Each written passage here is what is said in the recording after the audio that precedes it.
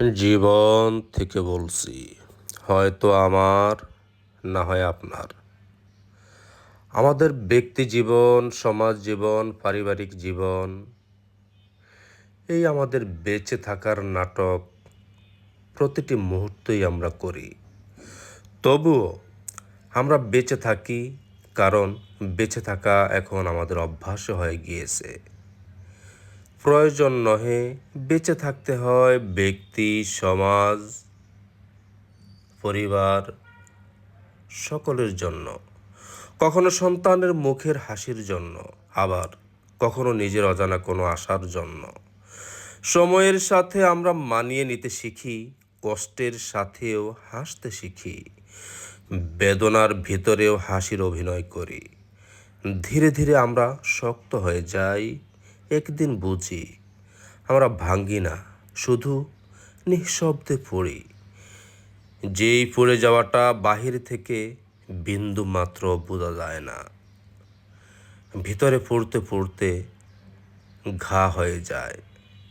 যখন রাত নামে, সব কিছু নিস্তব্ধ হয়ে যায়, তখন মনে পড়ে যায় কিছু মুখ, কিছু কথা, কিছু ভালো লাগার মানুষ, কিছু ভালোবাসার মানুষ, কিছু সম্মানের মানুষ, যেগুলো এক সময় আমাদের জীবনে অঙ্গাঅঙ্গিভাবে জড়িত ছিল। সেসব এখন কেবল শুধু স্মৃতি হয়ে বুকের ভিতর ধ্বনিত হয়। যদি কখনো ফুরিয়ে যায় জীবনের আলো, হারিয়ে যাবে সব কিছু, সব ভালোবাসা, সব স্বপ্ন, সব পরিচয়। শুধু রয়ে যাবে একলা একটি ঘর, যেখানে থাকবে নিঃসঙ্গতা আর কালো অন্ধকারের রাজত্ব। সেই অন্ধকারে হয়তো থাকবে এক টুকরো নীরব কান্না, যেটা কেউ শুনতে পারবে না, কেউ বুঝতেও পারবে না।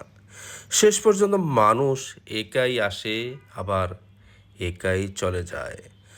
মাঝখানে কিছু মুখ, কিছু সম্পর্ক, কিছু ক্ষণিক উষ্ণতা, কিছু ভালোবাসা, কিছু স্মৃতি, সবই আসলে কুয়াশার মতো, ছুতে গেলেই মিলিয়ে যায়।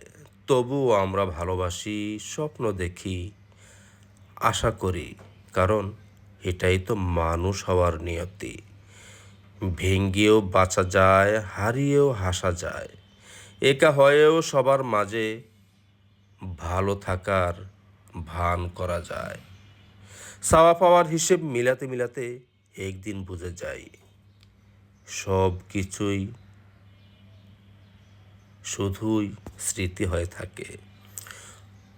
পরিশেষে যেটা থাকে সেটা হলো শুধু নীরবতা আর এক ফোঁটা অশ্রু, যা গড়িয়ে পড়ে নিজের অজান্তেই।